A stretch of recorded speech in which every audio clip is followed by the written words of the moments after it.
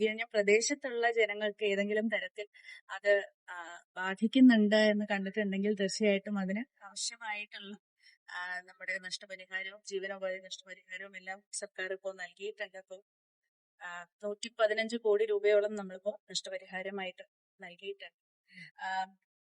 പക്ഷെ അതിലും ഉപരിയായിട്ട് നമുക്ക് ഇങ്ങനെ ഒരു തുറമുഖം ഇവിടെ വരുന്നു എന്ന് പറയുമ്പോൾ ശരിക്കും എപ്പോഴും എല്ലാവരും ചോദിക്കുന്ന ഒരു കാര്യമാണ്, അത് കാരണം ഞങ്ങൾക്ക് എന്താണ് പ്രയോജനം എന്നുള്ളത്. അപ്പോ ആ പ്രയോജനം എന്താണെന്ന് ചോദിച്ചാൽ, ഒന്ന് വളരെ പ്രത്യക്ഷമായിട്ട് ഞാൻ ഈ പറഞ്ഞ കാര്യം, തൊഴിലവസരങ്ങൾ ഉണ്ടാകും. നമുക്ക് ചുറ്റുമുള്ള ജനങ്ങളുടെ സാമൂഹികമായിട്ടുള്ള വളർച്ചയ്ക്കും ഒപ്പം വാണിജ്യ അടിസ്ഥാനത്തിലും വ്യാവസായിക അടിസ്ഥാനത്തിലൊക്കെയുള്ള വളർച്ചയ്ക്കുള്ള ഒരു വലിയൊരു തറക്കല്ല ശരിക്കും ഇത്.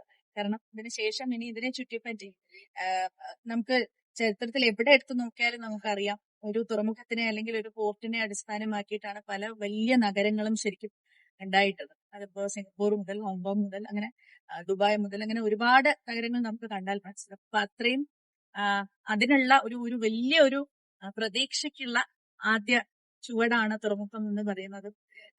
ഒട്ടും അതിശയോക്തിയില്ല.